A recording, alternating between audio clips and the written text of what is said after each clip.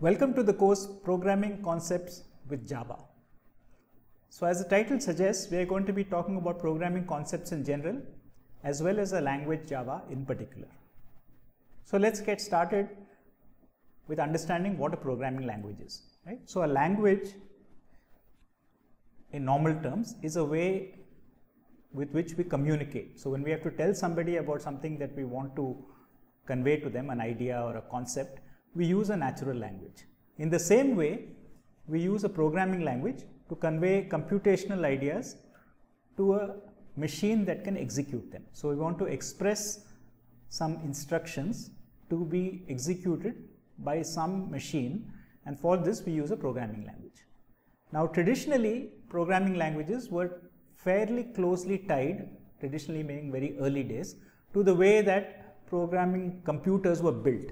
So if you look at a computer even today, normally it has an arithmetic and logic unit, or sometimes called a central processing unit, and it will have a memory.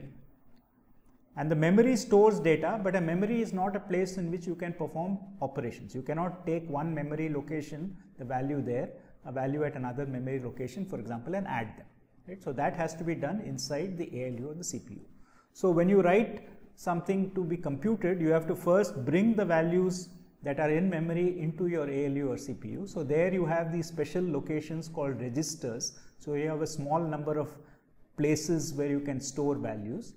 These registers now can be operated on. So you can say perform an operation on these registers, and then finally you have to take these values and put them back. So that's essentially how at a low level computation proceeds in a traditional architecture.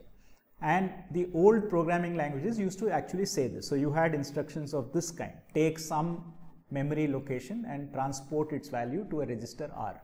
Do this for as many memory locations as you need. Of course, there are only a small number of registers, so you can't copy everything at one time. So you copy a few values, operate on them. So take R1 and R2, say add it and put it back in R1.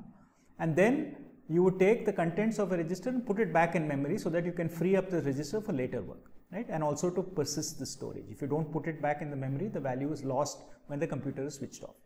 So this is obviously a very tedious and error-prone way to program, because not only does it take you many steps to express a basic thing like assign x the value y plus z, because you have to bring all these values y into the register, z into the register, add them, put it back in x, and so on. But also you could easily miss a step or two or make a mistake about which memory location you're talking about. So this low-level programming is not what we want. So what we want to do actually is to match the level of abstraction that we have when we do computational thinking. So as we know, when we do computational thinking, one of the primary things that we need is a way to remember values. So we have names or variables which we associate with values, and we have ways of assigning these values to these names. So we have an assignment statement: take the name x and assign it the value 5. Then we have not just a sequence of assignments, but conditional flow. So we say if the value of x is positive, do something, otherwise do something else. So we can have conditional execution. So we have control flow. We can have repeated execution, right? For every x ranging from 1 to 10, do something. Or we could have repeated execution till a condition holds. While x is less than 10, do something. Then we group together logical units into functions. Supposing we want to compute repeatedly, say, the square of a number, then instead of writing x times x all over the place, we might write a function square which takes x, returns x squared. And of course, we can do more complicated things than that, something like factorial or something which is not easy to compute in an inline expression. And these functions and procedures can also call themselves. So we can express inductive computations, where a value of a function can be expressed in terms of smaller values. And finally, we have aggregate data structures, right? So we have these composite data structures like lists and arrays and dictionaries, which allow us to group together a number of values together into a logical unit which we can then operate on. So over time, programming languages evolve to embrace these features, not all in one shot, but gradually. So the modern languages that we have today can express all these things. For example, the language Python, which we are familiar with, right?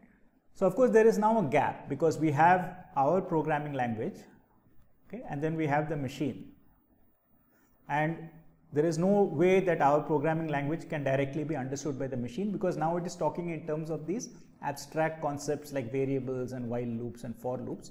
So what we have instead is this compiler, right? So a compiler sits in between our programming language and the machine, and it translates our programming language into instructions that the machine will understand. Now, a compiler could also be replaced by something called an interpreter. So the difference between a compiler and an interpreter is basically whether or not it produces a machine language program in one shot, or it does it instruction by instruction. So do we read our high level program one line at a time and execute it, or do we translate the whole thing into a low level program and run it? That's what a compiler does, whereas an interpreter does it one sentence at a time, so to speak. So as in every such situation, what we have gained is expressiveness by moving to a higher level of communication. So we are talking in terms of variables, loops, recursion and so on, but these are not now in our control in terms of how they are implemented on the machine. So the compiler is in control of that. So if we want some fine-grained control, for instance, we want to use the minimum amount of memory or the fewest registers possible in order to achieve a particular computation, this is no longer in our control. So there is an efficiency trade-off. So we could lose efficiency because the mapping of our high-level program to the machine architecture is done automatically by a compiler. But on the other hand, what we gain definitely is that we are able to reason about our program at the level at which we designed it. So the code matches our intent more clearly, and therefore logical errors, which are more the problem than anything else, are easier to detect and avoid.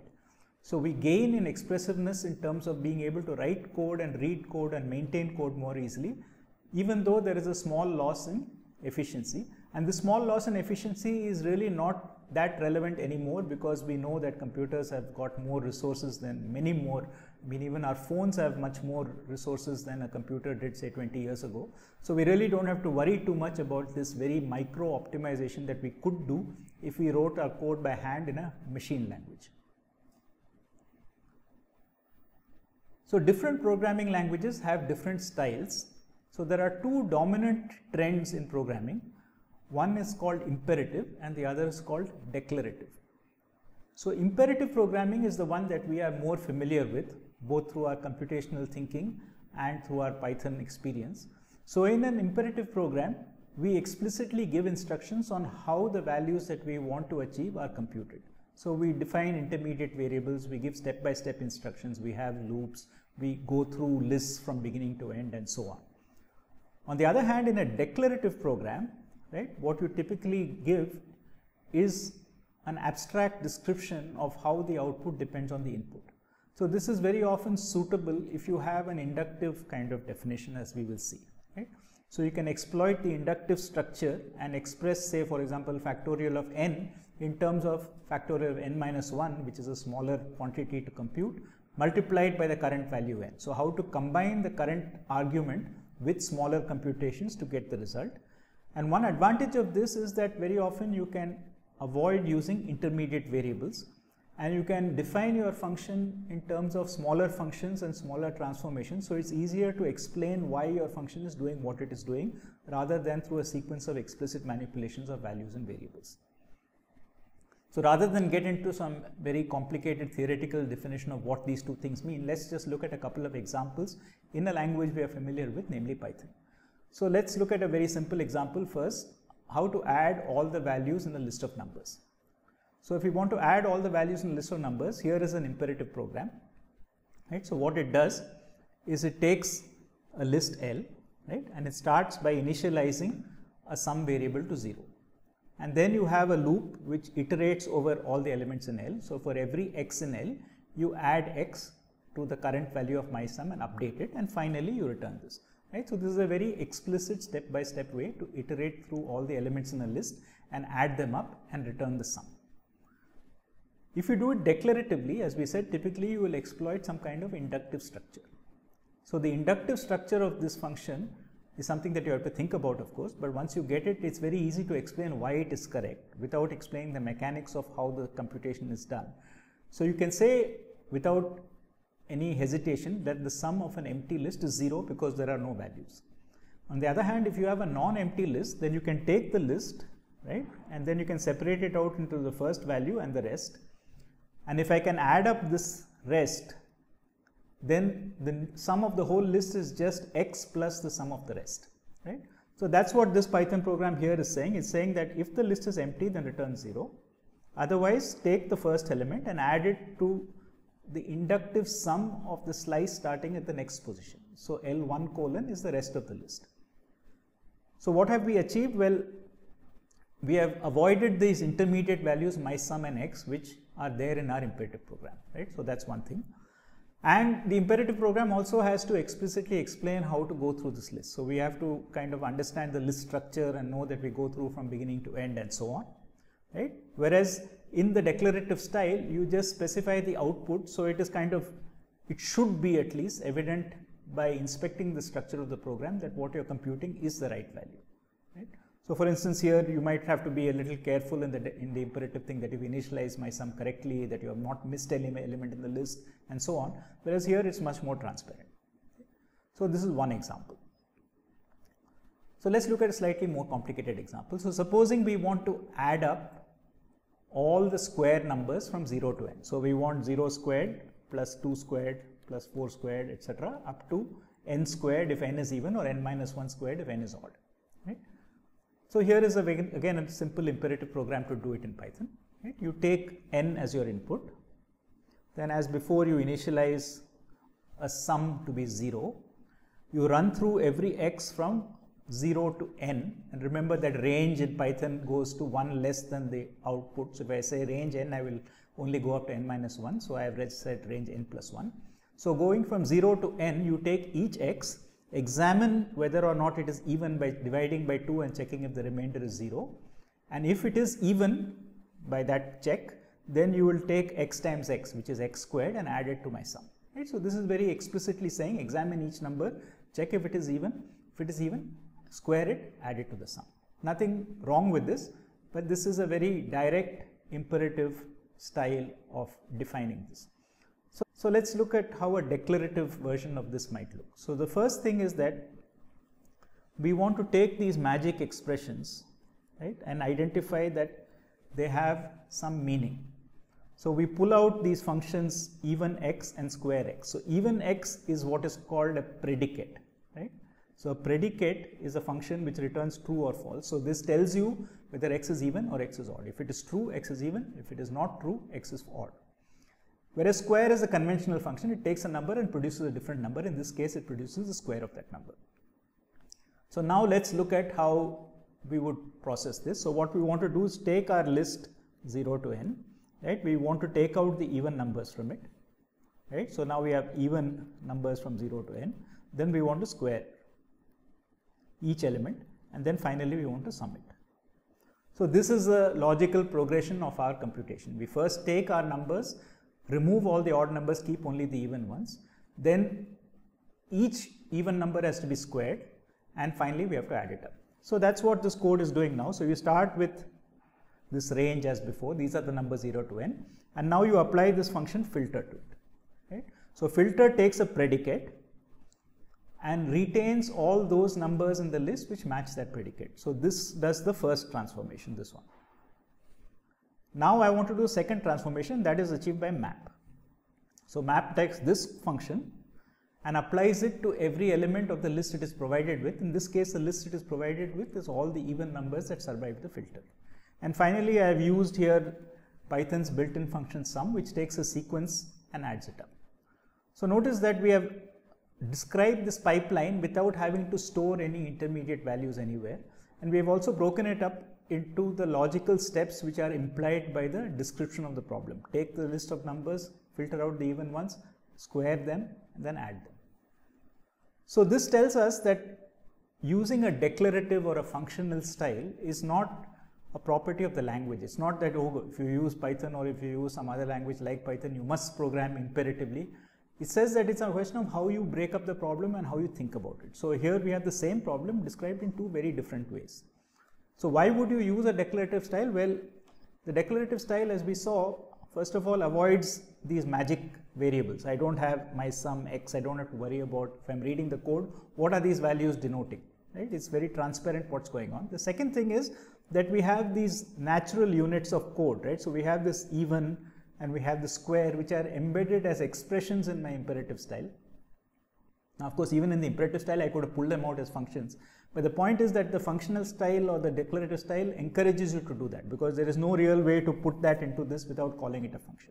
So you can take a functional or declarative style and make your Python or Java, as we will see, code more readable. So this is something that one should always think about, how to break up. So avoid these large blocks of instructions, right, and break them up into smaller meaningful units of code which are easier to process. So that's one part of our programming language, which is how to structure the instructions. But finally, the instructions manipulate values, and these values have to be stored. And as we all know, in a computer, everything is finally a sequence of zeros and ones. So there is really no distinction between integers and floats and characters at the level of the raw storage. There is even not a difference between programs and data, right? So for example, if you take a compiler reads what we think of as a program and transforms it into another program. So for a compiler, the program that we write is actually data, right? So in fact, it's all sitting in the same memory. So there is really no a priori way of identifying what is data, what is program, in data, what is integer, what is float, what is boolean. So what we need to do is we need to impose some type discipline. We need to say, okay, treat this part of memory as an integer, treat that part of memory as a float, treat this other part as a character. Okay? So this allows us to interpret these different sequences of bits or bit strings as higher level concepts that we can manipulate. We can also associate along with that some more constraints. We can say that this should be a number between, this should be a positive number, or I mean, it depends on the programming language, how much power it gives you, but we could even restrict the, not just the nature, is it a integer, is it a float and all that, but even the range. We can say that this is a positive number, for instance. Okay? And finally, of course, once we have brought it into this mode where we know what type of value we are talking about, we have a range of operations which are allowed on them. So if they are numbers, we have some arithmetic operations.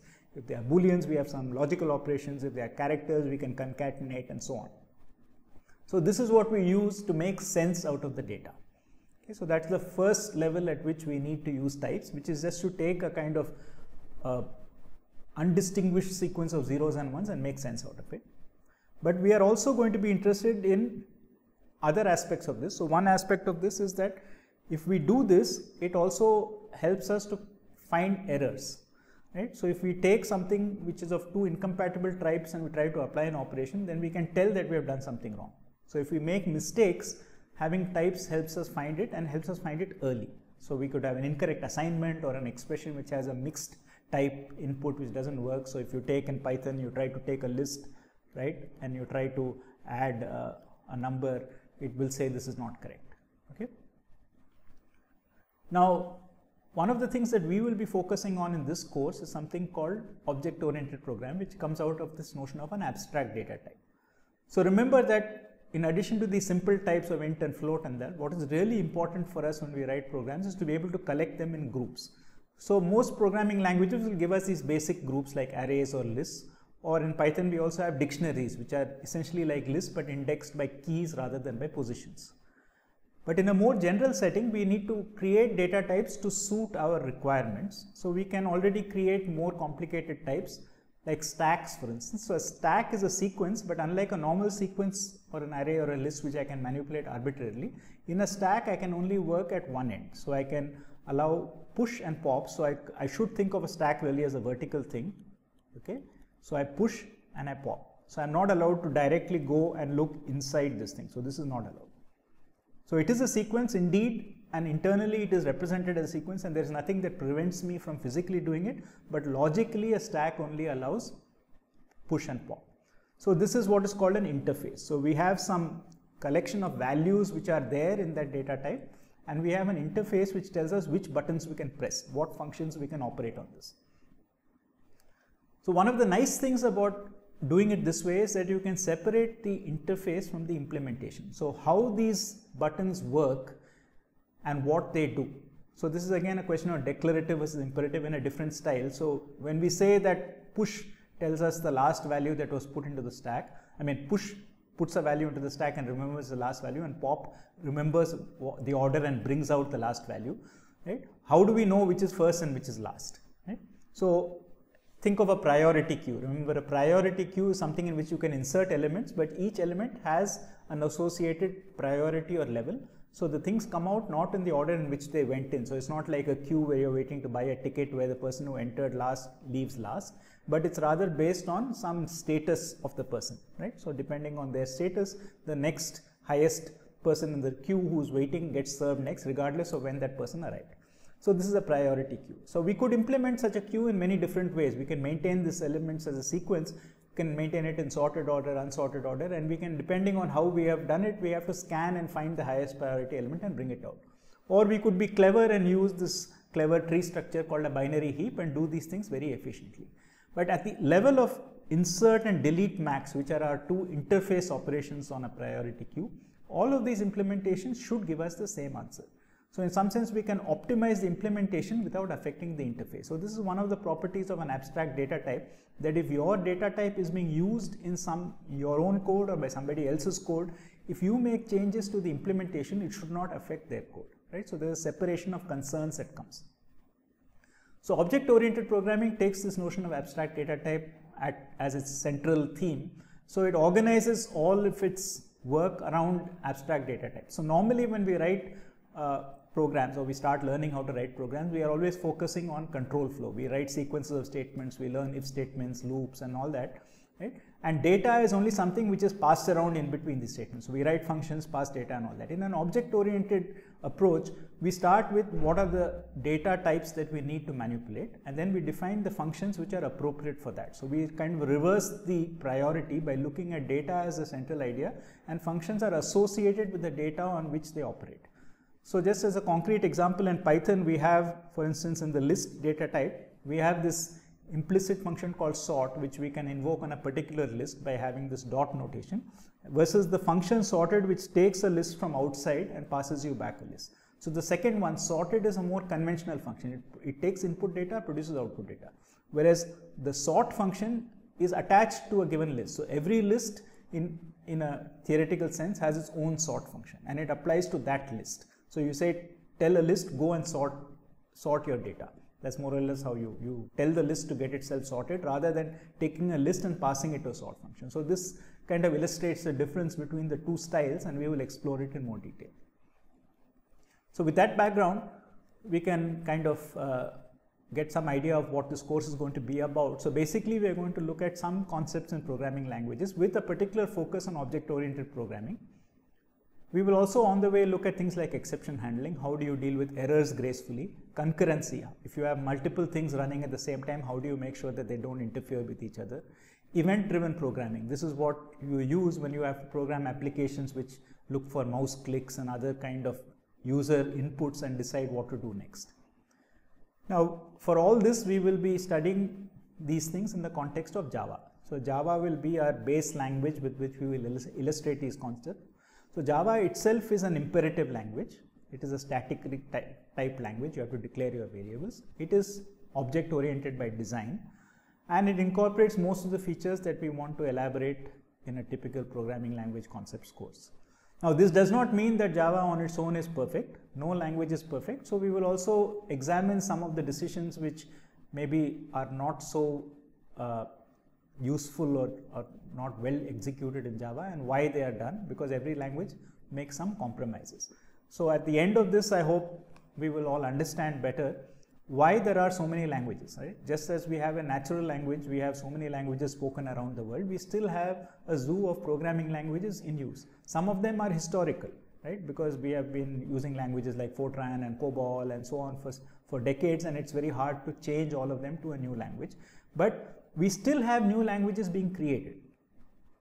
So if there are new languages being created, clearly there is some deficiency in the languages that exist, and clearly there is no one way of doing it. So hopefully you will get an appreciation of what goes into designing a language and what are the features that are useful in some contexts and not in other contexts.